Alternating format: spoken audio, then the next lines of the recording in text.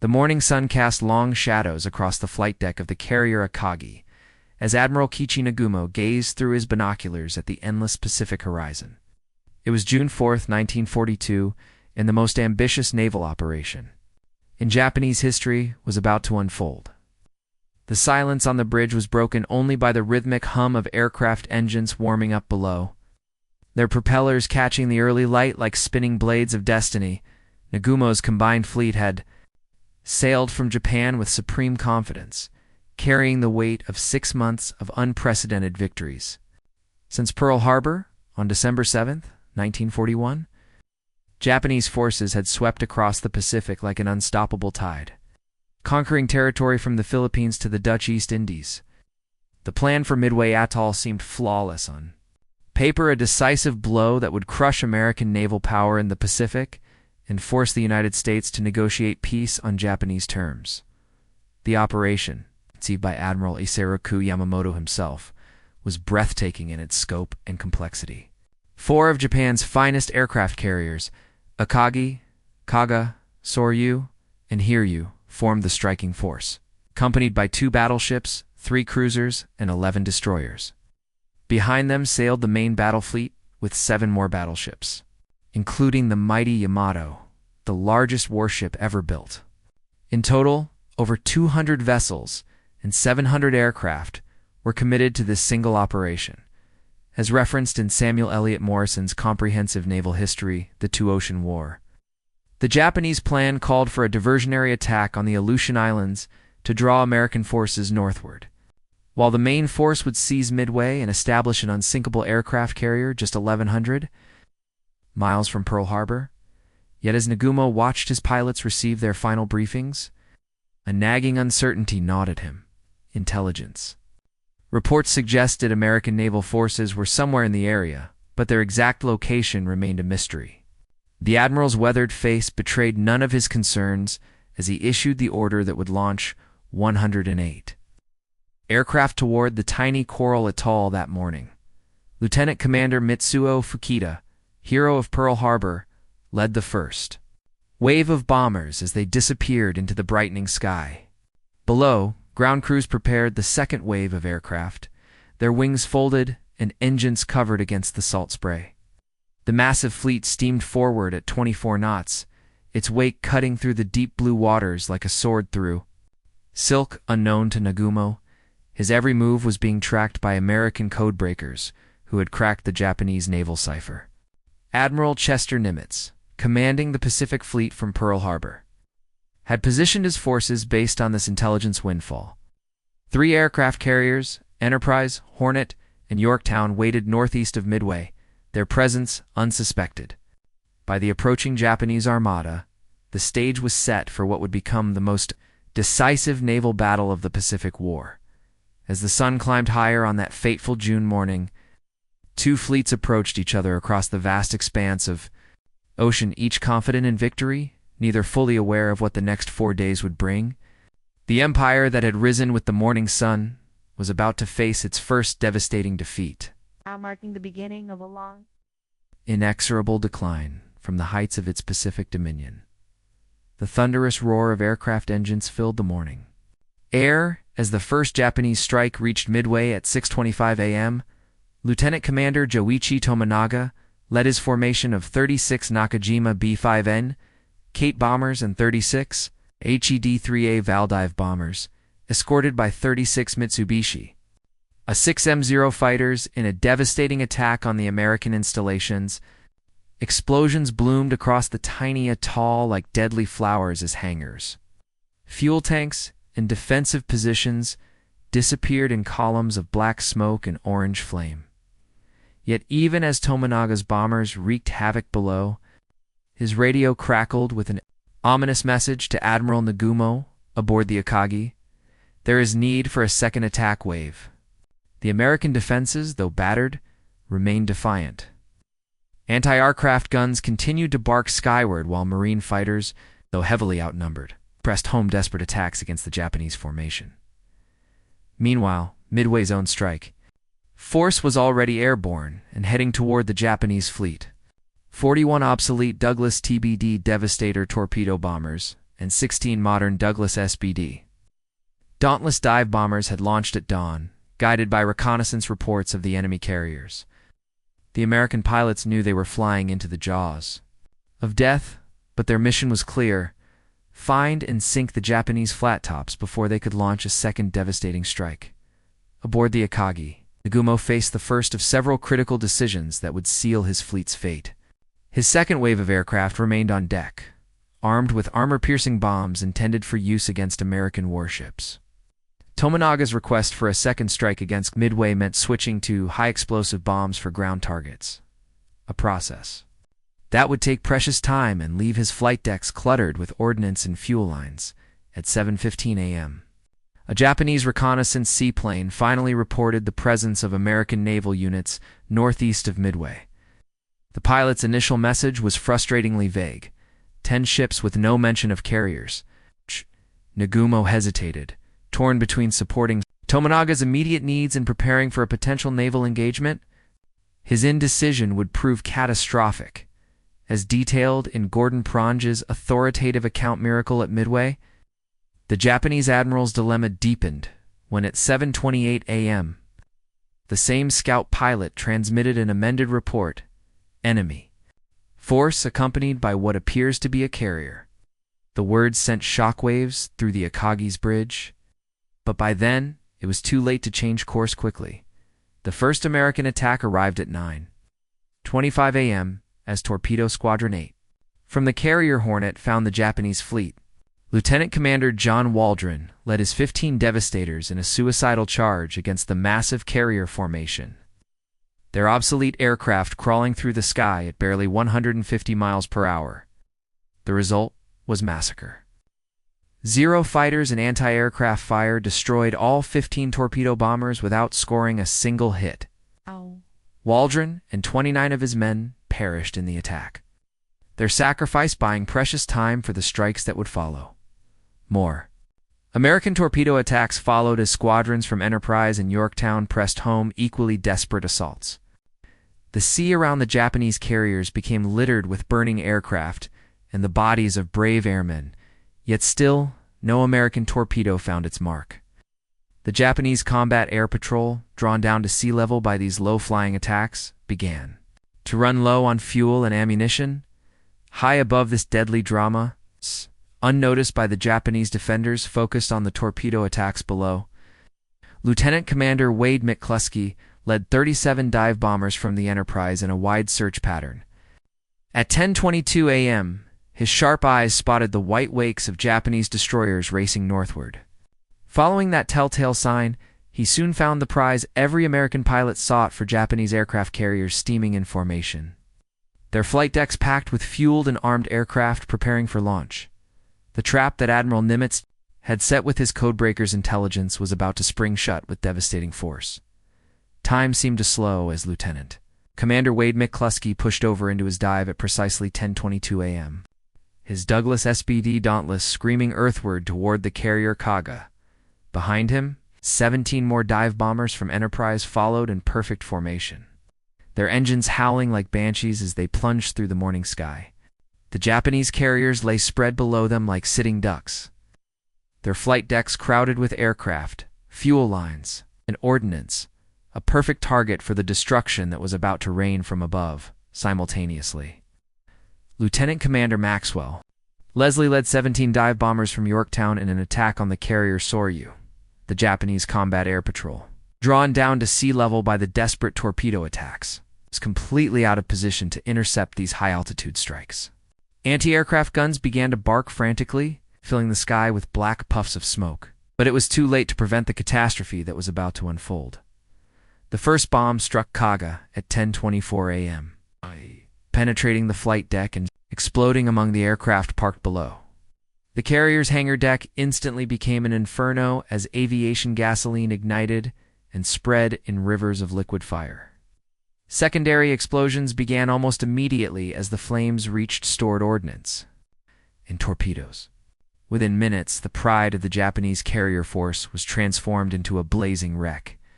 Her flight operations permanently ended. Akagi, Admiral Nagumo's flagship, suffered an even more devastating fate. A single 1,000-pound bomb struck. Near the midships elevator, the explosion rupturing fuel lines and igniting fires that spread with terrifying speed. The ship's fire suppression systems, damaged by the blast, proved inadequate against the spreading conflagration. Captain Taijiro Aoki fought desperately to save his vessel, but within 30 minutes, it became clear that the flagship of the combined fleet was doomed. Soryu met a similar fate under Leslie's attack from Yorktown's bombers. 3 direct hits turned the carrier into a floating funeral pyre, her aviation gasoline tanks feeding flames that rose hundreds of feet into the tropical sky. The speed with which these mighty warships were reduced to burning hulks shocked even the American pilots who had delivered the fatal blows. As documented in John B. Lundstrom's detailed analysis, The First Team, the transformation of the Japanese fleet from confident attackers to helpless victims took less than 6 minutes. 3 of the 4 carriers that had launched the Pearl Harbor attack were now burning wrecks, their proud battle flags hanging limp in the smoke-filled air. The rising sun that had dominated the Pacific for 6 months was setting in flames and destruction. Admiral Nagumo, his bridge wreathed in smoke from the fires consuming his flagship, faced the most difficult decision of his naval career. Akagi was dying beneath his feet, her steel plates buckling from the intense heat below decks. With tears in his eyes, the admiral transferred his flag to the cruiser Nagara, watching in anguish as his magnificent fleet disintegrated around him. Yet one Japanese carrier remained operational. Hiryu, commanded by Rear Admiral Taman Yamaguchi, had been sailing slightly apart from the main formation and escaped the American dive bomber attacks. Yamaguchi, known for his aggressive tactics and fighting spirit, immediately began preparing a counterstrike against the American fleet. His flight deck crews worked with desperate efficiency to launch every available aircraft, 18 dive bombers and 6 fighters, in a mission of vengeance against the carriers that had destroyed his comrades. At 11:58 a.m., Lieutenant Michio Kobayashi led this strike force toward the American task force, guided by the smoke columns rising from the burning Japanese carriers behind him. The young pilot knew he was flying into a battle that would determine not just his own fate, but the future course of the Pacific War. The hunter had become the hunted, but the wounded beast still had claws. As the smoke from 3 burning carriers darkened the sky over the central Pacific, the Battle of Midway was far from over. The most decisive day in naval aviation. History still had more blood and sacrifice to demand from both sides before the sun set on June 4th. 1940-2, Lieutenant Michio Kobayashi gripped the controls of his Aichi D-3A Val dive bomber as he led 18 aircraft through the scattered clouds toward the American fleet.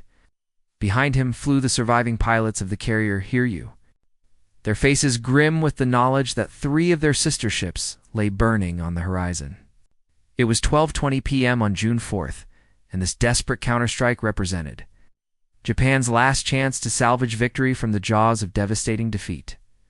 The American task force spread out below them in defensive formation, destroyers forming protective screens around the precious aircraft carriers. The USS Yorktown, veteran of the Coral Sea battle just 1 month earlier, steamed at the center of Task Force 17 under the command of Rear Admiral Frank Fletcher. Her flight deck bustled with activity as ground crews refueled and rearmed, returning aircraft from the morning's successful strikes. Kobayashi pushed his dive bomber into a steep attack angle, the carrier Yorktown growing larger in his bomb sight as he plummeted toward the target. American fighters rose to meet the Japanese formation, their Grumman F-4F Wildcats clawing for altitude as anti-aircraft guns began their deadly barrage. The sky filled with tracers and exploding shells as 18 Japanese bombers pressed home, their attack with the fury of desperate men. The first bomb struck Yorktown at 12:24 p.m., penetrating deep into the ship's hull before exploding in the engineering spaces. The blast ruptured steam lines and damaged boiler uptakes, causing the 20,000-ton carrier to lose power and drift to a stop in the gentle Pacific swells. A second bomb hit moments later, starting fires on the hangar deck that sent billows of black smoke pouring from the ship's island structure, yet American damage control teams proved their mettle in the crisis. Chief Petty Officer John Crawford led firefighting parties into the blazing compartments, while shipyard workers carried aboard for voyage repairs, worked alongside sailors to patch hull damage and restore power systems. Within 2 hours, Yorktown was making 20 knots and recovering aircraft again. Her survival a testament to American engineering and seamless training. Admiral Yamaguchi aboard Hiryu was not finished with his revenge. At 2:45 p.m., he launched a second strike, 10 Nakajima B-5 N-Kate torpedo bombers, escorted by 6 fighters under Lieutenant Joichi Tomonaga, the same pilot who had led the morning attack on Midway. Tomonaga's fuel tank had been punctured by American gunfire during that first mission, and he knew this would be a one-way flight. But he pressed forward with the devotion to duty that characterized the Imperial Navy's finest pilots, as referenced in Walter Lord's compelling narrative Incredible Victory. The Japanese torpedomen approached their target with professional skill despite overwhelming odds. Flying barely 50 feet above the wave tops, they spread into attack formation as American fighters dove upon them like hawks. The ocean around Yorktown erupted in geysers of water as torpedo after torpedo missed their mark. But at 2:44 p.m., 2 fish found their target. The explosions rocked Yorktown violently, opening massive holes in her port side and causing her to list heavily to port. This time, the damage proved beyond the capabilities of even the most skilled damage control teams. Admiral Fletcher reluctantly ordered the ship abandoned at 3 p.m., watching sadly as his sailors took to life rafts and rescue vessels. The carrier that had helped win the Coral, Ixion, delivered the morning's devastating blow against the Japanese fleet was dying in the afternoon sun, but Yamaguchi's victory was Pyrrhic at best. 2 strikes had cost him most of his remaining aircraft and experienced pilots, leaving Hiryu with barely a dozen operational planes.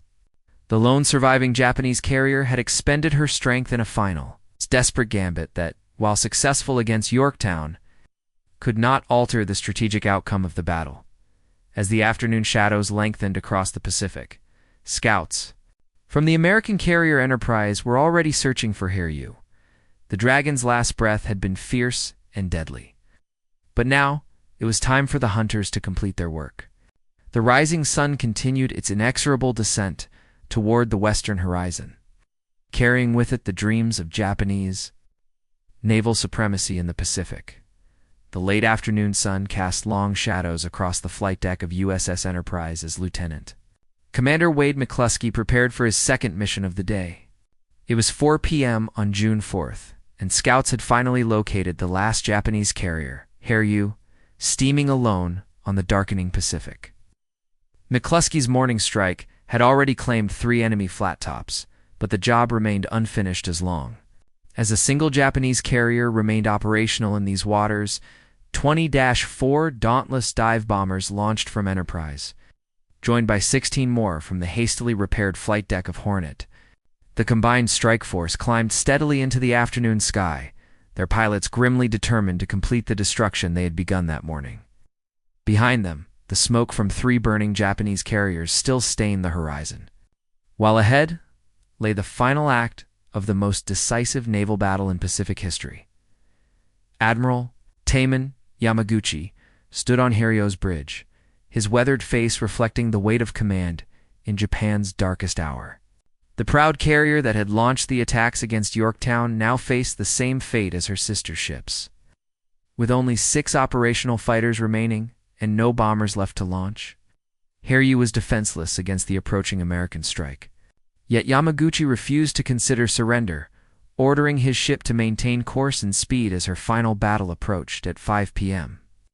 McCluskey's dive bombers appeared in the sky above Hiryu, their formation pristine against the scattered clouds. The few remaining Zero fighters rose to meet them, their pilots knowing they faced impossible odds but fighting with the desperate courage of cornered samurai. Anti-aircraft guns began their futile barrage as the American bombers rolled into their attack dives, engines screaming as they plummeted toward their target. The first 1,000-pound bomb struck Hiryu's flight deck at 5:03 p.m. Explosion, sending aircraft parts and debris spinning high into the air. A second bomb hit near the forward elevator, buckling the steel deck plates and starting fires in the hangar bay below. Within minutes, the last operational Japanese carrier was engulfed in the same flames that had consumed her sisters, her proud battle ensign hanging limp in the smoke-filled air. Captain Tomio Kaku fought desperately to save his ship, but the fires spread too quickly through the carrier's vital spaces. Aviation gasoline fed the flames, while exploding ammunition created a deadly symphony of destruction. By 8 p.m., it became clear that Hiryu was beyond salvation, her steel hull glowing red-hot from the inferno raging within. Admiral Yamaguchi made his final decision with the stoic dignity expected of a Japanese naval officer. Rather than abandon ship, he chose to go down with Hiryu, sharing the fate of his vessel and the 2,400 men who served aboard her, as detailed in Mitsuo, Fuchida's first-hand account Midway, the battle that doomed Japan. Yamaguchi's last message to combined fleet. Headquarters was characteristically brief. I am proceeding to ram enemy carrier. I will score a hit. Yet even in death, the proud admiral was denied his final victory. Hiryu's engines failed before she could close the distance to the American fleet, leaving her dead in the water as fires consumed her from stem to stern. At 5:15 a.m. on June 5th, the last of the Pearl Harbor carriers slipped beneath the Pacific waves. Taking with her the dreams of Japanese naval supremacy, the human cost of Japan's failed gambit was staggering. Over 3,500 sailors and airmen perished in the 4 sunken carriers, including many of the Empire's most experienced pilots and aircrew. These irreplaceable veterans of Pearl Harbor, the Dutch East Indies, and Ceylon could not be quickly replaced, leaving Japan's naval aviation arm permanently weakened. As dawn broke on June 5, 1942, the surviving ships of Admiral Yamamoto's once mighty combined fleet began their long retreat toward Japan. The admiral himself, aboard the super battleship Yamato, faced the bitter reality that his carefully crafted plan had resulted in complete disaster. The decisive victory that was to have ended American resistance in the Pacific had instead marked the beginning of Japan's long, inexorable decline from the pinnacles of conquest to the depths of eventual defeat. Admiral Isoroku Yamamoto stood, alone on the bridge wing of the super battleship Yamato, his slight figure dwarfed by the massive gun turrets stretching before him like steel monuments to Japanese naval power. The morning sun of June 5, 1942, cast harsh light across his weathered features as he contemplated the most devastating defeat in the history of the Imperial Navy. Behind him, scattered remnants of the once mighty combined fleet limped westward toward Japan, their proud formations broken and their confidence shattered forever. The architect of Pearl Harbor felt the full weight of responsibility settling on his shoulders like a leaden cloak. His ambitious plan to destroy American naval power in the Pacific had instead resulted in the loss of 4 fleet carriers, 1 heavy cruiser, and over 3,500 irreplaceable men. The Midway operation, conceived as Japan's masterstroke, had become its greatest catastrophe. Radio reports from the retreating fleet painted a grim picture of the disaster's scope. The carriers Akagikaga, Soryu, and Hiryu, the very ships that had struck Pearl Harbor just 6 months earlier now, rested on the Pacific floor alongside the dreams of Japanese expansion. Captain Taijiro Aoki of Akagi had gone down with his ship, said Admiral Yamaguchi of Hiryu, their deaths symbolizing the end of Japan's naval supremacy in the Pacific. The human cost extended far beyond the flag officers and ship captains. Lieutenant Commander Mitsuo Fuchida, hero of Pearl Harbor, lay critically wounded aboard a hospital ship, his flying days ended by shrapnel from his carrier's death throes. Hundreds of experienced pilots and aircrew, men who had trained for years and represented the cream of Japanese naval aviation, would never return home to their families, as documented in Hiroyuki Agawa's authoritative biography, The Reluctant. Admiral Yamamoto had always harbored deep reservations about Japan's war with America. His years of study in the United States had given him unique insight into American industrial capacity and national determination. He had warned his superiors that Japan could run wild for only 6 months to a year before American power would begin to assert itself decisively. That prophetic timeline had now expired at Midway, and Yamamoto knew with crystal clarity that the strategic initiative had passed permanently to the Americans. The carriers lost in these waters represented not just ships and men, but Japan's ability to project power across the vast Pacific. Without these mobile air bases, the Empire's far-flung island conquests would become isolated outposts, vulnerable to American counterattack and impossible to adequately reinforce or supply. The Admiral's staff officers moved quietly around him, their faces reflecting the same stunned disbelief that gripped the entire fleet. Commander Yasuji Watanabe, Yamamoto's operations officer, approached hesitantly with the latest damage reports. The cruiser Mogami had suffered severe damage in a collision while attempting to avoid submarine attack, while several destroyers reported critical fuel shortages that threatened their ability to reach home waters. More troubling still were the intelligence reports suggesting that American codebreakers had penetrated Japanese naval communications. The enemy's uncanny ability to position their forces exactly where they could inflict maximum damage spoke of comprehensive intelligence. Preparation, not mere tactical luck. If the Americans could read Japanese message traffic, then future operations would be compromised before they even began. Yamamoto understood that he faced a strategic problem with no satisfactory solution. Japan's industrial capacity, stretched thin by 2 years of continental warfare in China, could not quickly replace the lost carriers and their experienced air groups. American shipyards, by contrast, were already launching new Essex-class carriers at an unprecedented rate, each one larger and more capable than the vessels now resting on the Pacific floor. The setting sun painted the western sky in shades of red that reminded the Admiral of the blood spilled in these waters. As Yamato's massive screws churned the Pacific foam, driving the flagship ever further from the scene of disaster, Yamamoto began to contemplate the long, difficult path that lay ahead. The easy victories were over. Now came the hard business of fighting a defensive war against an enemy whose industrial might was only beginning to assert itself. The Empire of the Rising Sun had reached its zenith and begun its inevitable decline, all within the span of 4 catastrophic days near a tiny coral atoll called Midway. The gray dawn of June 8th, 1942, revealed the scarred remnants of Admiral Yamamoto's combined fleet as they approached the home islands of Japan. The returning warships bore little resemblance to the confident armada that had sailed forth just 2 weeks earlier with dreams of decisive victory. Damaged vessels limped along with jury-rigged repairs, while the conspicuous absence of 4 aircraft carriers told the story of catastrophic defeat more eloquently than any official report. In the naval base at Kure, stunned dock workers and officers watched in disbelief as the survivors of the Midway operation tied up to their berths. The heavy cruiser Mogami, her bow crushed from collision damage, required immediate dry dock attention.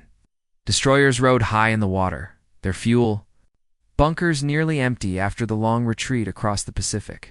Most telling of all was the absence of returning aircraft. The skies above the harbor remained silent where they should have thundered with the engines of victorious air groups. Emperor Hirohito received the news of the disaster in his palace. Study his normally impassive features betraying shock at the magnitude of Japan's losses. The Lord Keeper of the Privy Seal, Marquis Koichi Kido, later recorded in his diary that the emperor sat in stunned silence for several minutes after hearing the full scope of the defeat. For fleet carriers, over 300 aircraft and 3,500 men, including some of Japan's most experienced naval aviators, had been lost in a single engagement. The Imperial Navy's attempts to conceal the extent of the disaster from the Japanese public proved futile in the face of such massive losses. Families across the nation waited in vain for letters from sons and husbands who would never write again. The empty harbors where great carriers once moored spoke volumes about the true cost of the Midway Gambit. As referenced in John Toland's comprehensive work, The Rising Sun, the psychological impact of the defeat proved even more damaging than the material losses. For 6 months, Japanese forces had swept across the Pacific in an unbroken string of victories, fostering a sense of invincibility among military leaders and civilians alike.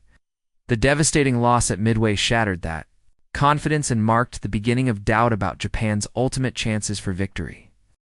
Admiral Yamamoto himself bore the burden of failure with characteristic stoicism, but those close to him noted a marked change in his demeanor. The architect of Pearl Harbor now spoke frequently of defensive strategies rather than bold offensive. Strikes' staff officers observed that he spent long hours studying intelligence reports about American shipbuilding programs. His face growing graver as the implications became clear. The strategic consequences of Midway extended far beyond the immediate losses. Japan's remaining carriers, Shikaku and Zuikaku, were undergoing repairs and training replacement air groups, leaving the combined fleet without effective carrier aviation for months to come. American intelligence estimates, now proven accurate, by events suggested that Japan could not hope to match American carrier construction programs that would deliver dozens of new flat tops over the coming years. More immediately. Now the loss of offensive capability forced Japan into a defensive posture.